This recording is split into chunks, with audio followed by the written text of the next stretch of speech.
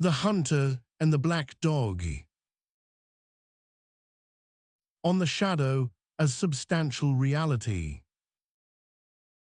A famed marksman known throughout 3 provinces walked home one evening through the wood and noticed, for the first time, that a black dog was following him. He had never owned a black dog. He stopped on the path. The dog stopped also. He took another step. The dog took another step, matching his exactly. He turned and faced it. It sat in the dust, perhaps 10 paces back, and looked at him with eyes he did not, in that first moment, want to look at directly. He drew his musket. He had killed deer at 300 paces. He had killed a wolf at 200. He had once, in a famous demonstration, hit a coin at 50. The dog was at 10. He fired. The ball passed through the dog and embedded itself in his own ankle. He cried out. He fell to one knee. The dog did not move. The dog, in fact, came closer. "What kind of dog are you?" said the marksman. The dog did not answer. He limped the rest of the way home, bleeding into his boot. He cleaned the wound, bandaged it, and sat by his fire for the rest of the evening. The dog sat outside his door. He could see it through the window. It did not whine. It did not bark. It simply sat. He set a trap that night. He went out to the barn with a heavy iron jaw, a trap he had used on bears in his youth. He baited it with the last of his meat. He set it carefully behind the door of the barn, in a place the dog would have to pass to reach the small store of grain. He went back into the house. He hid in the loft above the barn, watching through the gap in the floorboards. He waited for an hour. He heard the trap snap shut. He climbed down with a lantern. The trap had closed on his own foot. He did not for a moment understand how. He had been in the loft. The trap had been on the barn floor. He had not, by any path he could reconstruct, walked into it. But there his foot was, clamped in the iron, bleeding into the straw. The dog was sitting beside the trap, watching with the same quiet eyes. He pried the trap off with great difficulty. He went back into the house. He was bleeding from 2 wounds now, both on the same foot. He sat by the fire. The dog was at the window again. He set out the next morning on a horse to a village 3 days away. He had a sister in that village. He had not seen her in years. He thought vaguely that if he could put 3 days of hard riding between himself and the dog would be discouraged. The dog walked behind him the whole way. He did not look back.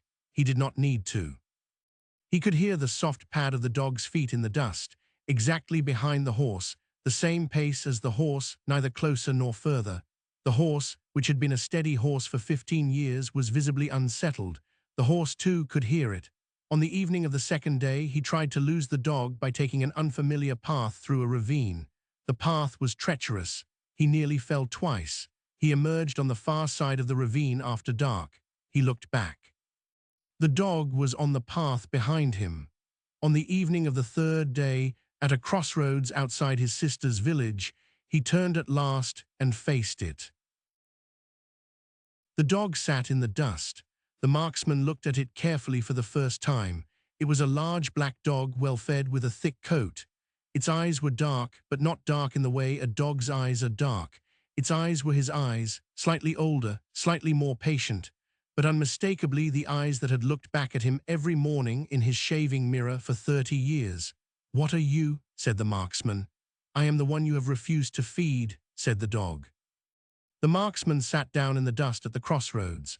"I am not your shadow in the sense of an absence," said the dog. "I am the substance you would not be, the hands you would not let your hands become, the thoughts you would not let your thoughts think, the angers you swallowed when you were 6 and the hungers you swallowed when you were 16 and the cruelties you suspected in yourself and refused to name when you were 26. I am made of them. I have grown, over the years, into the shape you see. I am not a small thing anymore. I am the size you have been refusing to be. I have been with you all your life. I shot you. The ball returns. You trap me, the trap closes on you. This is because I am not separate from you. To kill me, you must kill yourself. To trap me, you must trap yourself. The musket, the iron jaw, the 3 days of riding, these are not weapons against me. They are ways you have invented of injuring yourself while believing you are protecting yourself. I have been, in fact, the one keeping you alive these 3 days. You have a hole in your ankle. You have a hole in your foot. You have not slept in 2 nights.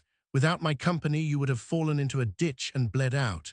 I have been walking behind you because, in some sense, you are walking on me. What do you want? To be fed. I have been hungry all your life. The only thing I will eat is the meat you would not eat. The thoughts you would not think, the hands you would not let your hands become, these are the meat. You will have to give them to me, not all at once, I would choke. A little each day, from your own plate. There is no other plate I can eat from. Feed me, or I will eat.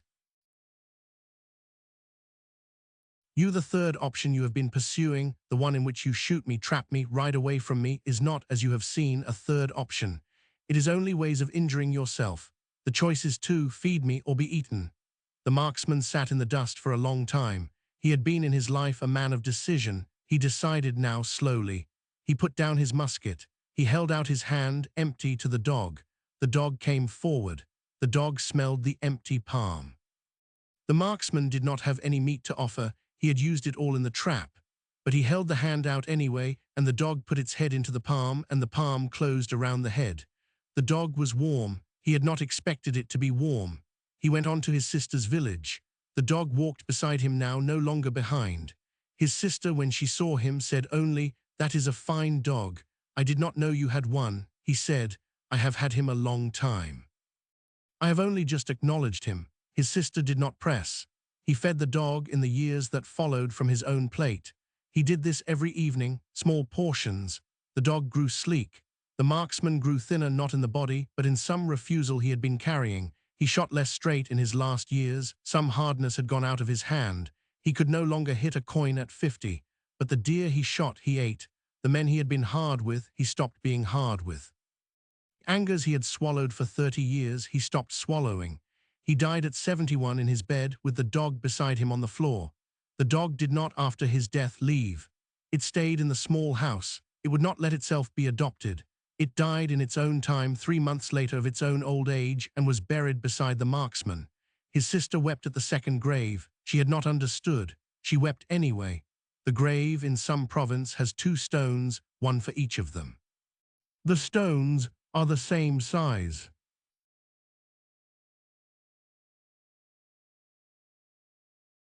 The shadow is not what is missing. The shadow is what is substantial and refused.